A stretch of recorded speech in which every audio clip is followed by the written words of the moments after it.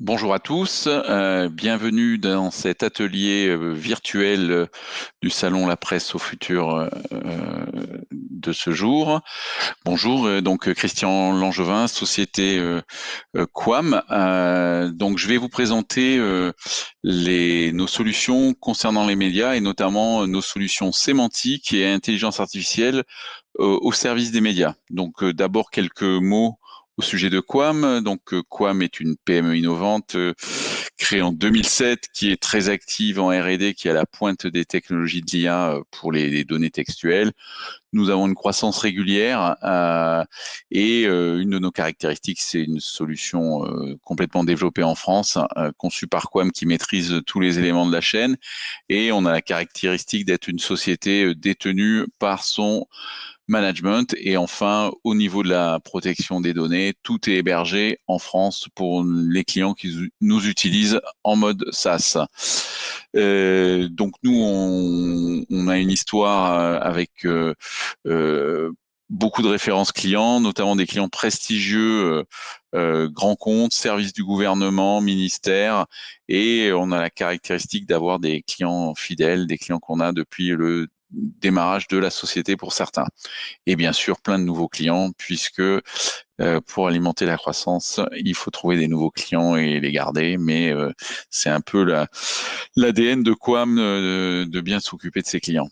Alors, qu'est-ce qu'on fait? Quelles sont nos expertises? Donc nous, on est en premier spécialiste de l'analyse de l'information grâce aux technologies dites du big data, de la sémantique et de l'IA. On va y revenir et on va zoomer sur les applications médias. On a également une plateforme de surveillance et détection d'informations web et réseaux sociaux. Et on a une application dont on va parler puisqu'on est utilisé par pas mal de nos clients médias sur la gestion des flux d'informations et la problématique de moteurs de recherche et la création de moteurs de recherche pour des applications métiers, notamment dans les médias. Donc nos solutions peuvent s'utiliser on-premise, en mode SaaS ou en mode hybride, ça dépend des cas de figure. Et voilà, et donc on est une équipe d'experts spécialisés à la fois sur ces technologies et ces usages.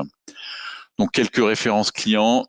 Donc on a environ une soixantaine ou 70 clients grands comptes, plus quelques dizaines de PME. Donc je vous ai indiqué là quelques références dans les médias. Donc on travaille avec notamment le groupe Figaro qui est notre client historique, plus les Échos, le Parisien, Ouest France, Bayard. Donc la plupart du secteur média nous connaît bien. Et aussi, on est présent chez Radio France Internationale et d'autres acteurs des médias. Alors, c'est quoi les données textuelles en entreprise? On va vous expliquer en quoi ça concerne. Donc, vous savez tous qu'il y a des documents partout dans toutes les entreprises, encore plus dans les médias, puisque leur objectif est de publier du contenu. Dans le cas présent, on va s'intéresser à ce qu'on appelle les productions médias, qui sont dans le premier carré que vous voyez en haut à gauche, et aussi, c'est une des nouveautés Quam de 2021, tout ce qui est multimédia. Voilà, qu'on transcrit et qu'on peut utiliser sous forme de texte pour les indexer, les annoter, je vais en parler.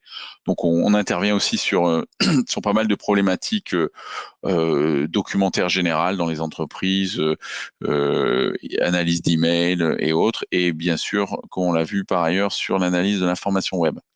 Alors, c'est quoi les technologies dédiées à l'exploitation des données textuelles? Nous, on est une des équipes pionnières en France sur ce sujet. Donc en fait, et on a la caractéristique de pas avoir de philosophie, on va dire déterminée. On utilise le meilleur de tout ce qui est produit comme idée et avec nos propres, combiné à nos propres solutions. Je vais vous expliquer en quoi ça concerne. J'ai mis quelques mots clés, comme on dit, autour de la sémantique, du big data, du machine learning, deep learning, qui sont la partie IA, et ce qu'on appelle NLP, c'est Natural Language Processing. Voilà. Alors, Quam a développé une suite logicielle qui s'appelle Quam Text Analytics, dont l'objet est d'analyser automatiquement des textes. Alors, pour en faire quoi? On va le voir à la fois de façon générale et surtout appliqué au secteur média. Alors, quelle est la caractéristique de nos solutions? Alors, pour ceux qui connaissent le domaine, historiquement, l'analyse de données textuelles se faisait via principalement des outils sémantiques et linguistiques qui étaient assez performants, mais très longs à mettre au point. Et donc nous, avec l'arrivée des technologies Big Data il y a 5 ans et de l'IA, on va dire, il y a 3, 4 ans, on a combiné tout ça pour effectivement fournir une solution beaucoup plus prête à l'emploi. Donc on va voir que dans les médias, elle est prête à l'emploi, puisque c'est un peu la philosophie qu'on a prise, c'est-à-dire d'avoir un vocabulaire général.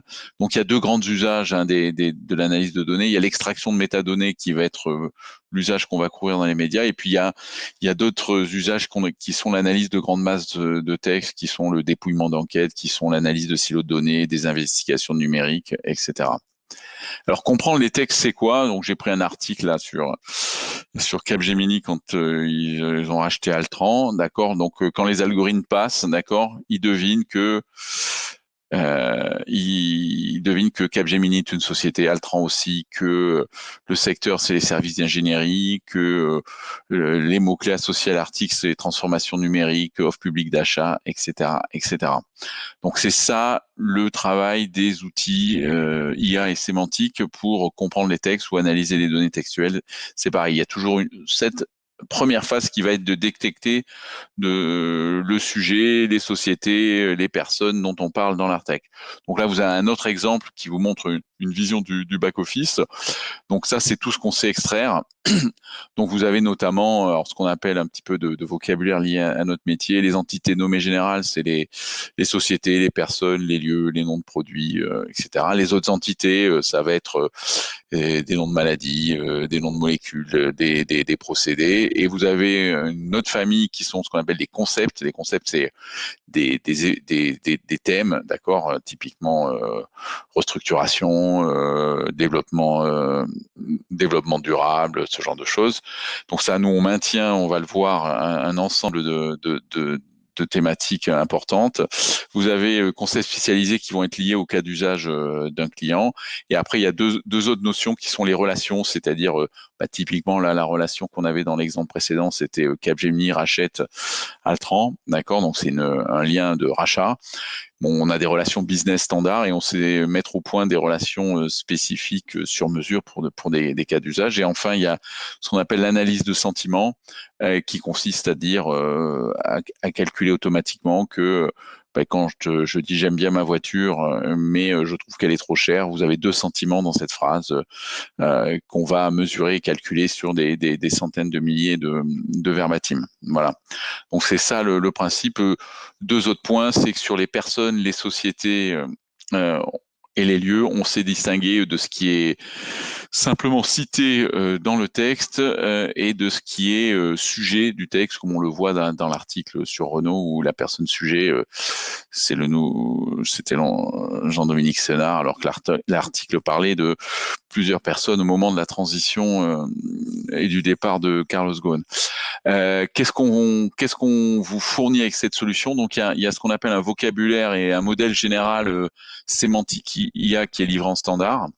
Donc nos clients médias l'utilisent tel quel avec des ajustements ou plutôt de la segmentation très très limitée.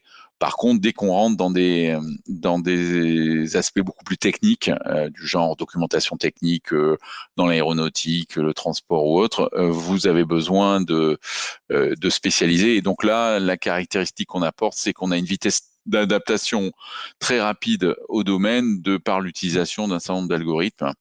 Voilà, et on peut associer dans ces cas-là le client à ce qu'on appelle la gestion de l'ontologie dans nos vocabulaires. Donc vous avez un peu la pyramide de ce qu'on fournit. Alors pourquoi c'est que les deux bases de la pyramide qui sont le plus gros volume, on les a construits par l'analyse du web et de la presse web. Donc ça contient un vocabulaire qui est très adapté aux médias, d'accord, puisque on considère que c'est le vocabulaire d'un bac plus 3 ou 4 qui s'informe régulièrement. Voilà, et on a un processus pour mettre à jour ce référentiel en temps réel. Voilà. Donc, on prend les textes, hein, c'est ce qu'on a vu. Je vais repasser là-dessus. Donc, il y a plein de façons de voir énormément de choses qu'on peut détecter. Je vais passer en revue les cas d'usage génériques, euh, tout secteur, y compris médias, et après, on fera l'essentiel de la présentation sur un zoom des usages médias, sachant qu'il y a un certain recouvrement. Alors nous, l'analyse de données textuelles par la sémantique IDEA, ça sert dans les entreprises autour des données métiers, donc c'est-à-dire qu'elles produisent. Donc dans les grands comptes, vous avez tous les silos de données, les contrats, les études, les documentations techniques, le contrôle qualité, le juridique, tout ce que vous voulez. Bah, les médias, on est au cœur du métier que vous pratiquez. Et donc là, on va voir que les principaux usages sont ce qu'on appelle la génération automatique de métadonnées, la problématique de moteurs de recherche, de moteurs de recommandation pour de SEO, toutes des problématiques liées à la monétisation des contenus. Voilà, il y a un pan d'usage qui est autour des emails, d'accord, que ce soit dans les CRM, dans la gestion des contrats, des relations avec les clients, etc. Voilà, et après il y a d'autres aspects ce qu'on appelle l'hybridation de données, c'est-à-dire du couplage de données chiffrées avec des données de texte. Voilà. Il y a une autre famille de cas d'usage qui peut mélanger des informations et métiers web. Comme sur le secteur média, ça concerne beaucoup une problématique d'accès à l'information, ou plus communément appelé moteur de recherche, ou business intelligence, ou knowledge management. Donc ça, on va y revenir, puisque dans les médias, c'est une de nos activités principales. Et vous avez un pan d'usage assez différent, qui est souvent un mix de contenus. C'est ce qu'on appelle l'analyse de risque autour de sociétés, de clients, d'enquêtes, d'analyse de contrats en masse et autres. Voilà. Et après, dans la même sphère, vous avez tout ce qui est conformité, réglementation, compliance, où il y a de très gros volumes de contenu. Donc en fait, dès qu'il y a du volume de contenu ou des flux importants, l'utilisation de solutions automatisées présente un ROI et une amélioration de productivité immédiate. Voilà. Et après, il y a les applications dites de business et market intelligence, qui est plutôt autour de l'analyse du web. Et enfin, la dernière famille de contenus qu'on peut analyser, c'est tout ce qui est usage, analyse de l'information produite par des humains. Donc, il y a deux grandes familles, hein.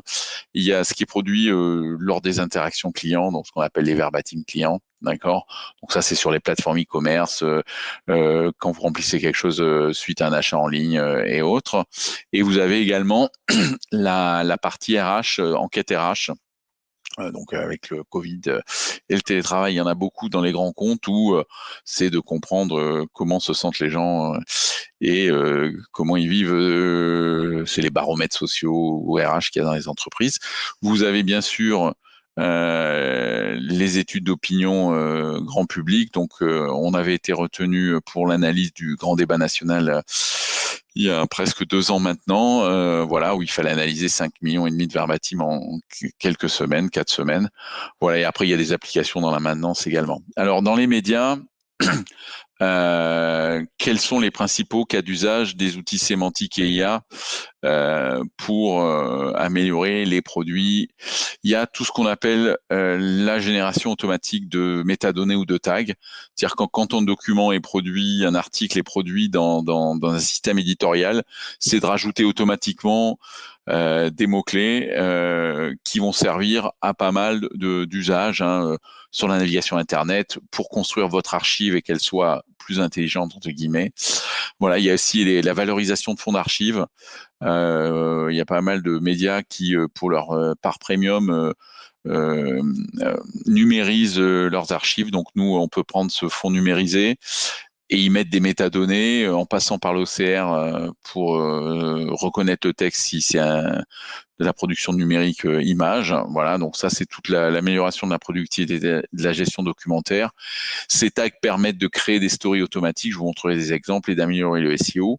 Ensuite, il y a la problématique de moteur de recherche. Donc c'est d'avoir enfin un moteur de recherche qui satisfait les journalistes et ou les internautes, d'accord, parce que souvent la partie moteur de recherche est assez basique que ce soit dans les parties premium ou ouvertes, et c'est quand même dommage pour la valorisation des parties premium ou le trafic sur la partie ouverte. Et on va voir que ça permet aussi de faire de la recommandation, de la similarité, du regroupement d'articles. C'est quand vous avez plusieurs titres, ça permet de faire du rebond, etc., etc. Voilà. Il y a un nouveau cas d'usage qu'on commence à commercialiser, qui est l'analyse des transcriptions issues de l'audio-vidéo, puisque c'est toujours compliqué d'indexer des audio-vidéos. Donc, si vous les avez pas écoutés, là, vous n'avez plus besoin de les écouter. C'est aussi de l'analyse de contexte et de rubriques. Et après, ça peut être de l'hybridation avec d'autres données, des données web qu'on peut vous fournir, des référencements, et puis surtout avec des données publicitaires ou des données de consultation, de voir que quand vous avez tel mot-clé, c'est plus consulté. Donc, nous, on vous fournit la partie analyse du contenu et vous pouvez le coupler avec des outils liés au trafic. Voilà. Alors, je vais vous illustrer tout ça par quelques applications clients. Donc ça, c'est extrait d'une application de notre client, le Figaro. Donc là, quand les articles viennent d'Eidos Media, qui est le système éditorial qui est utilisé au Figaro, le système met tous les tags que vous voyez là et les associe au document sans que il n'y a rien à faire. Donc le référentiel est piloté, d'accord. Et donc ces métadonnées, elles peuvent être utilisées dans le système éditorial au moment de la production, dans une jet de métier, et après injectées dans le moteur de recherche. Voilà, donc pour information, on peut personnaliser le vocabulaire en disant je veux limiter le tagging automatique, je sais pas, à telle grande thématique politique, si je suis en qui je suis, sport, suivant qui je suis, etc. Et donc ça se retrouve, et on a un back-office pour éventuellement faire des corrections manuelles par le service documentation ou des équipes éditoriales ou le journaliste lui-même. Voilà. Donc ces métadonnées se retrouvent ensuite en aide à la lecture dans le moteur de recherche, sous différentes formes comme on le voit là. D'accord. Ça se retrouve dans la navigation dite à facettes. Hein. Donc la navigation à facettes, c'est de pouvoir rebondir sur une recherche simple là j'ai tapé confinement et puis en fait je m'intéresse à confinement et chômage. J'ai qu'à cliquer chômage et ça me fait une recherche complexe où ça me permet de creuser un sujet par simple rebond. Donc ça c'est le principe donc je vais vous en montrer un certain nombre parce que c'est une grande demande. Ça, c'est extrait de du moteur interne des Échos qu'on a terminé il y a quelques mois. Donc, vous pouvez associer à la fois des facettes métiers, donc les auteurs, les typologies de rubriques qui nous sont données par le système éditorial, et couplées aux éléments sémantiques, d'accord, qui sont trouvés directement. Donc, vous pouvez mélanger le meilleur des mondes dans le moteur de recherche qui est offert aux journalistes. Donc ça peut prendre. Donc nous, l'infrastructure de moteur, on utilise une brique open source qui s'appelle Elasticsearch. Et en fait, la valeur ajoutée qu'on fournit, qui sont la partie sémantique, est fournie par notre solution. Donc, comme cette brique open source est utilisée par la majorité des médias, ce qu'on peut greffer nous, c'est notre valeur ajoutée, et c'est pas un projet très lourd au niveau informatique, puisque il suffit que le client nous donne, le média nous donne ses contenus, on adapte le référentiel et après c'est une simple API à appeler au fur et à mesure que les flux rentrent. Voilà. Et donc après pareil, ces métadonnées, vous voyez là on voit des personnes, des sociétés, des lieux, des concepts thématiques. Voilà, donc on adapte après en fonction de votre besoin. Pareil, donc ces tags permettent de générer du rebond. Donc à tout moment, vous parlez d'une société Barclays, et ben dans la navigation, vous pouvez cliquer dessus. Donc c'est une vraie aide à la lecture et l'amélioration des parcours de lecture. D'accord. Donc d'autres exemples ici de moteurs de recherche, de parcours à lecture. Donc après, dans les interfaces, on fait ce qu'on veut. Euh, on fait aussi de la recommandation. Donc le rebond, c'est je clique sur une métadonnée et du coup j'encourage l'utilisateur à rester plus longtemps sur mes pages publiques ou dans mon abonnement. Et vous avez le fait de créer des pages automatiques. Comme voilà dans une application client hors média, mais c'est pour vous montrer le principe, où effectivement on construit le top 10 des articles de son sujet, parce que effectivement à partir d'un article on sort le contexte et les éléments autour. Voilà.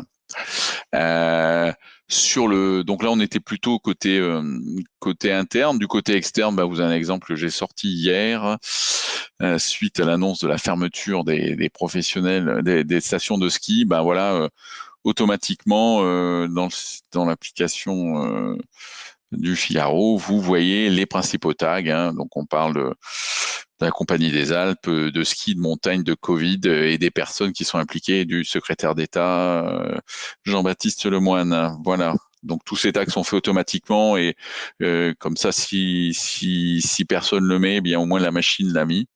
Un autre sujet qu'on traite, c'est sur des documents longs. Donc ça peut concerner plutôt des éditeurs qui publient des rapports, des dossiers de synthèse. Quand on met ça dans un moteur de recherche, tous les documents remontent puisque ce qu'on indexe en général, c'est le document qui fait plusieurs pages. Donc là, on peut créer des extractions. Donc vous avez un résumé là qui est suite à ma recherche sur les tremblements de terre. J'ai un résumé, ça me sort les phrases tremblements de terre du document qui fait 200 pages dans le cas là.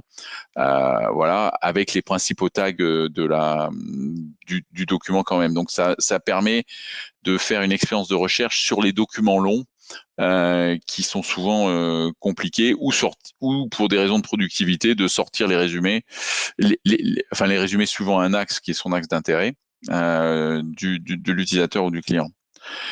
Et dernier point, c'est on a rajouté à notre offre la transcription et l'analyse d'audio ou de vidéo pour l'indexation automatique parce que indexer des vidéos, faut les écouter, etc. Donc là, je vous montre, c'était une émission C'est dans l'air.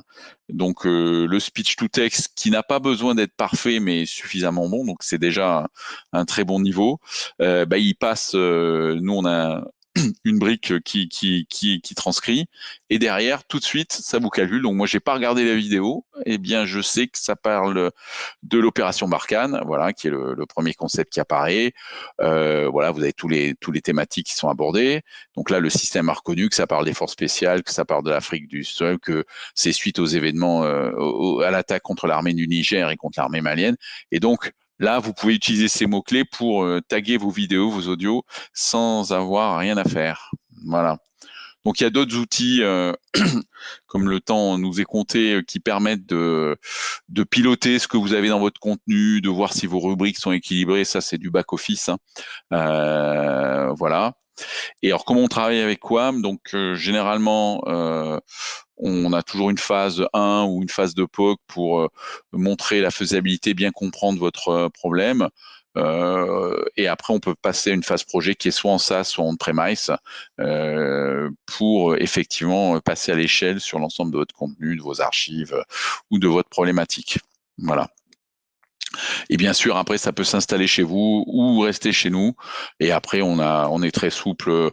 Alors nous, notre objectif, c'est de vous former, hein, de que vous soyez le plus autonome possible. Donc, il y a plusieurs outils de back-office pour vous aider à gérer les référentiels et à prendre la main. Voilà, nous, on est concepteurs de techno et de logiciels et notre objectif, c'est de que les clients soient le plus autonomes possible. Alors, vous pouvez, si vous souhaitez aller plus loin, on a un livre blanc sur l'intelligence artificielle et la valorisation des données textuelles qui est disponible. Vous pouvez aller sur notre site et le demander. Et on a des vidéos qui sont disponibles, et notamment une qui est le témoignage client du Figaro sur le nouveau moteur de recherche qu'on a mis en œuvre au printemps 2020, juste après le démarrage de la pandémie, qui est un cas d'usage moteur. Mais on a d'autres cas d'usage client que vous pouvez nous demander suivant votre sujet. Donc, on sera présent sur la plateforme Presse au Futur pendant le salon et les ateliers. Voilà, donc n'hésitez pas à nous poser des questions, à nous contacter sur notre site. Voilà, nous serons très heureux d'aller plus loin dans les explications, la démonstration, des exemples de cas clients et de répondre à vos besoins. Voilà, on est toujours à l'écoute. Je vous remercie pour votre participation et à bientôt, j'espère. Au revoir à tous. La Presse au Futur, 100% digital. Une production Dot Events et Broadcast Associés.